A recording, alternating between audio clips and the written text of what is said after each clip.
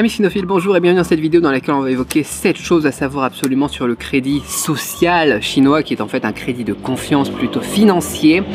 On va en reparler tout de suite, j'en ai parlé dans une vidéo précédente qu'il faut regarder avant de regarder celle-là éventuellement pour voir un petit peu le contexte, le cadre de comment est-ce que je vis ça aussi ici en Chine. Première chose, on rentre tout de suite dans le concret, dans le vif du sujet. Comment est-ce que c'est généré, comment est-ce que c'est créé le crédit social? Ça va nous permettre aussi de parler dans les prochaines vidéos de comment l'augmenter et le diminuer, etc. Donc première chose, comment est-ce qu'il est générer ton crédit de confiance, le fameux crédit Sésame comme on appelle ici en Chine. Donc c'est géré par de l'intelligence artificielle qui est couplée au big data, au cloud, aux informations que tu as donc dans le big data. Et du coup il faut comprendre du coup que plus il y a d'informations dans le cloud et plus le temps passe, plus le crédit social est précis et permet de cerner un petit peu la confiance que l'on peut accorder au niveau financier à une personne ou à une autre. Et donc aussi plus tu donnes d'informations big data, au plus il aura d'informations pour travailler à augmenter ou à diminuer aussi ton crédit social, enfin crédit financier, crédit de confiance, peu importe quoi. Donc ça c'est la première chose à noter, d'accord? C'est quelque chose qui est évolutif, qui est basé sur le big data qui est dans le Guizhou, justement à Guiyang, dans la ville dans laquelle j'habite en Chine, et l'intelligence artificielle, donc c'est évolutif, très important. Deuxième chose à noter, c'est pas du tout du Black Mirror, d'accord? Les données sont protégées, la personne qui est par exemple en face de toi au resto ou bien alors à l'accueil de l'hôtel que tu as réservé, etc. n'a pas accès à ton chiffre, ça c'est très important. Les sociétés n'ont pas accès à ton chiffre, sauf si tu leur donnes ton accord. Si par exemple tu veux faire une location de voiture et que ton crédit social, et encore ils vont même pas passer le chiffre dans ce cas-là, et que ton crédit social, il te permet de ne pas avoir à laisser de caution, tu peux très bien utiliser l'application et transférer l'information en fonction donc de la personne que tu as en face, et puis là avoir accès à la location de voiture sans avoir à laisser de caution. Mais là encore une fois, en passant par les systèmes comme ça, elles n'auront pas forcément le chiffre exact de ton crédit social, de ton crédit de confiance financier. Les gens qui peuvent l'avoir, c'est soit les infrastructures, donc le fameux big data et le gouvernement, les banques, ce genre de choses, soit les personnes à qui tu as donné expressément l'accord d'avoir accès à ce fameux crédit, à ce fameux score. Alors bien évidemment, il faut faire gaffe aussi, c'est comme Facebook, quoi. Facebook, les gens ils ont tendance et Instagram et compagnie, tu vois, à accepter toutes les conditions générales d'utilisation et à dire au final, ça serait écrit dedans je vends mon âme au diable, les gens ils cliquent sur ok quoi. Donc faut aussi faire gaffe à ça quoi, mais donc c'est partout pareil, les données sont protégées.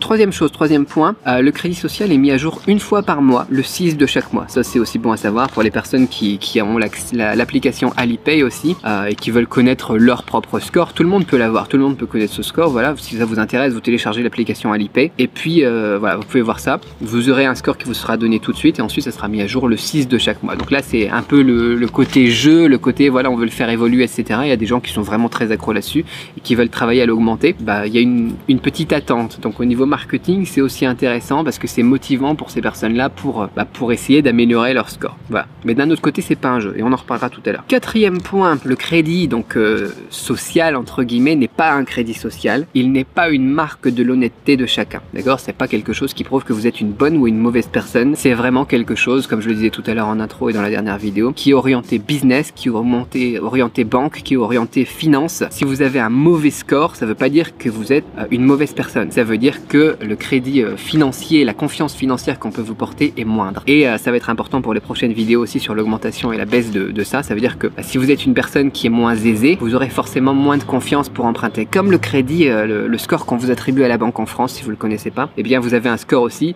Bien évidemment, quelqu'un qui gagne 4500 € par mois sur un salaire avec un CDI, etc., il a un meilleur score que quelqu'un qui a un RSA ou quelqu'un qui travaille au black ou n'importe quoi, parce que sur ses revenus justement on voit pas la stabilité, on voit pas l'épargne, etc. Donc pour augmenter son score ou diminuer son score, c'est pas juste le fait d'être une bonne personne, de faire des bonnes actions et de faire des dons aux associations caritatives, etc. Ça marche pas comme ça, c'est vraiment une note qui est à la base financière, bien évidemment. Mais après ça rejoint ça aussi, on a un lien qui est fait avec tout ce qui est légal et bien évidemment si vous avez un casier judiciaire ou que vous êtes fiché à la Banque de France ou que vous payez pas vos amendes qu'on vous a donné au tribunal suite à un excès de vitesse ou des trucs comme ça, et bien là ça pourra affecter aussi votre score, mais c'est lié un petit peu, tu vois, c'est vraiment administratif, c'est vraiment lié avec le gouvernement, avec les banques, etc. Cinquième point, mais retenez bien ça, vous n'êtes pas une mauvaise personne parce que vous avez un mauvais score ou une bonne personne parce que vous avez un bon score. Cinquième point, on ne consomme pas le crédit social en l'utilisant.